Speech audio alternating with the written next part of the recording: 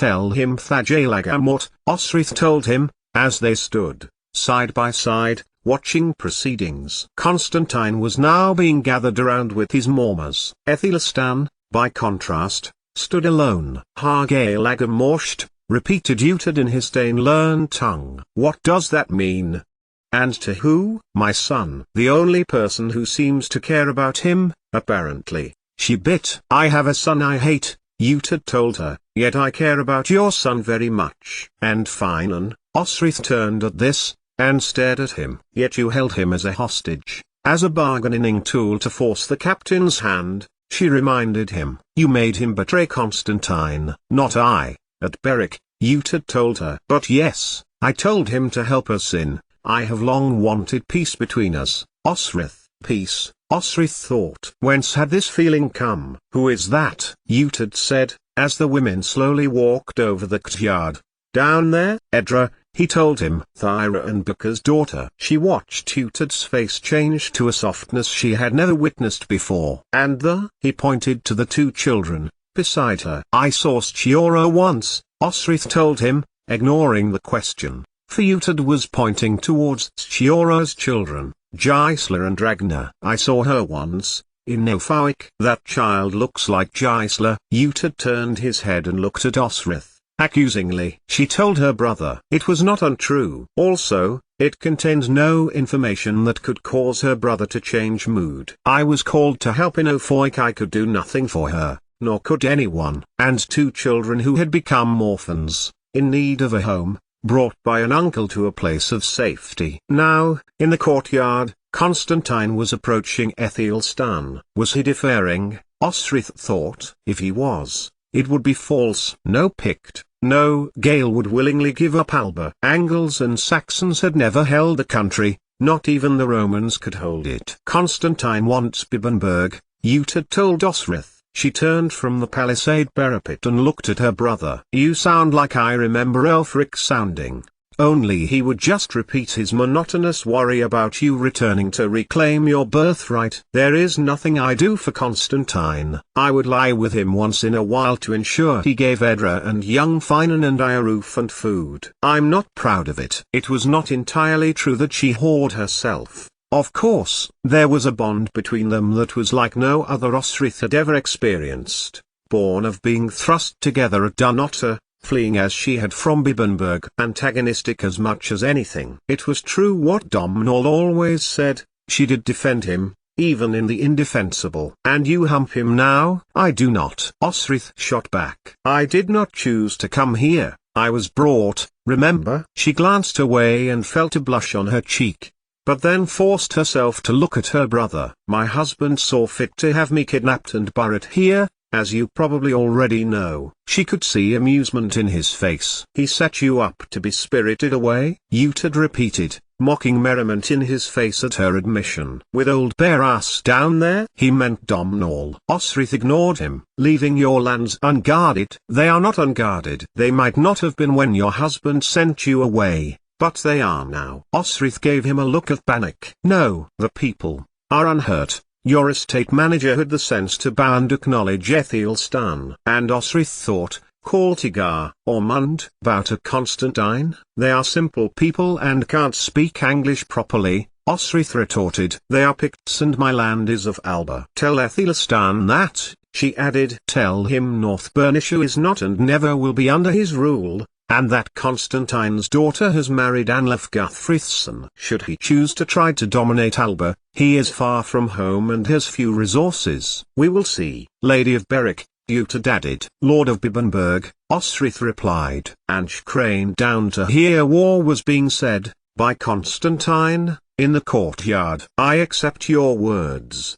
Aethelstan told Constantine before them all. As you accept my overlordship. Had he? Osrith was not sure Constantine really had. I will send no men to harry the north and, as my most trusted men will remain at Dunnottar, I accept your son in my household. He shall be accepted as if he is my own. Selark, Osrith thought. Selark was going to be hostage again? There was no one else, now though, and both kings bowed to one another. And then, as Aethelstan asked if anyone else had anything to say, Suddenly Osrith found herself being grabbed by the arm, her brother pulling her back down the steps, then leading her by the elbow to the center of the courtyard. Even with her demise, Osrith felt she had the eyes of the whole world on her. "I have something to say." "Hear me," Uhtred declared. "Here is the Lady of Berwick, known to you all," he went on. "And I declare that Berwick is under my protection, as much as both of you here claim the land. It is good land, it is Northumbrian land." And here he nodded to Aethelstan, which supports people of the ancient line of Picts, and he nodded Constantine, and then at Hywel, for clearly he had learned that the Picts and the Cymric were closely related. "I have no interest in Berwick, and all must know this, not as a gift, not as a conquest. The people have lived the longer than the Saxons and Angles, even before the Gaels. They are the first peoples, and as such, are the land." Was it then, Osrith thought, as Uhtred declared the fact, that steeled Constantine to act, not too far into the future? And then she felt her brother's hand on her shoulder, as he asked, "Which man stripped you?" "You do not need," Osrith began to protest. But Uhtred turned to Erhalson's men, raking his eyes over them. "Which man," he repeated, "shamed this woman, my sister, my kin, my warrior's wife?" There was stillness over the warriors, and Osrith realized it was the first time that Uhtred had ever called her his king. "That man," Osrith told him, pointing to Ealdred, who was standing in front of Aethelstan's warriors. There were few words. Uhtred simply strode to the man,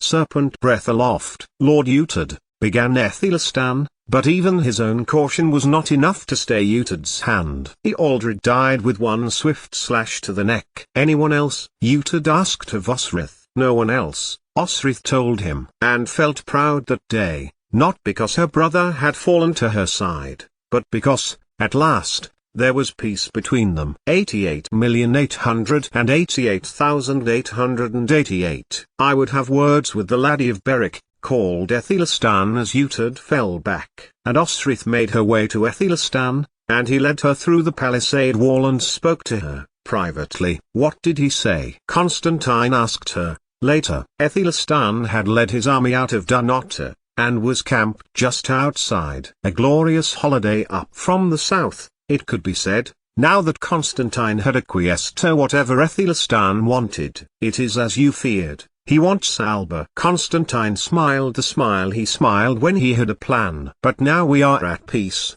Aethelstan believes he was here to maintain Brittany." "Come," he said to her. "Let us eat." He looked to where Uhtred had returned to Finan and young Finan. "Bring the rest of your family that they may know of Alba hospitality." And he swept inside, issuing orders for what needed to be done. Osrith made to cross to her husband and to Finan, but then noticed Domhnall standing near the palisade gate. He looked exhausted, black-sooted, clearly from the fire. She gave a brief nod to Finan and crossed to Domhnall, and put a hand to his shoulder. Finan was being spoken to by Malcolm, and addressing young Finan, before leading them inside the hall. Her brother gave her a quick glance as he went, and Osrith watched them disappear behind the stables. "The Mormers will aid our land. We will soon be rid of the Saxon usurpers," Domhnall told her, quietly. "That is his plan. He will play along and incur into England, provoke the Norse and Danes to isolate Northumbria." "I am sure I must keep Berwick at peace," she told him. "I will go back as soon as I can. I will keep Sainid's land neutral." "Your land," Domhnall told her, "from what I can see, he owes you." "Constantine," Osrith began, "has received from you more than met the cost of Edora's upkeep. Her happy marriage to Anlaf has brought my cousin an alliance. Malcolm is to marry King Gibleton's daughter, so secures the Isles twice with both Gaelish and Norse Ulgants. I am just glad Edra is happy," Osrith said, quietly. "Do you think she is happy, Domhnall?" He looked at her through smoke-grimed eyes and smiled, and nodded. "But Constantine is not grateful to you," Domhnall reiterated. "You were alone at your home. I had Alba warriors, I had Berwick warriors." "And where were they?" Domhnall asked. "And where was your husband?" "Organizing for you to steal me away to Alba," Osrith told him. "Constantine is a king, he has to make big choices." "My cousin has never treated you well," Domhnall told her darkly. And then there were no more words for a moment. There was a connection between Osric and Constantine that could never be explained, not even to Domhnall. I left my land, left Berwick, she replied, as the thundering of cheers beyond Dunotter's walls reverberated around. This was not the end, but the beginning. Dighting would now be by blade, and she knew Finan would be close to Uhtred, who would be close to Aethelstan. She glanced around, at the castle where Harold Finehay had come and been soundly defeated. It was here would Maxenid Atilda Negation Alpin, Constantine's father, had withdrawn, to the coast, to Pictish country. It was symbolic of a show of strength to be at Dunotter, as it was symbolic with Constantine now. What are your thoughts? Domhnall asked her. To return home, she told him. Berwick. Wait for the war that will come. Send word to Don Chada. Don Chada? He asked, confused. Or Merchada, whoever rules there. Osric nodded. It is all we can do. Aethelstan would try to take Irian too, after Alba. His advisors are advising, surely? Domhnall asked. He is beyond Uhtred's advice now, Osric told Hin. As Constantine is beyond mine. He got up from his leaning position and paced before the stables, as the rest of Dunotter set in place the preparations Constantine had called for.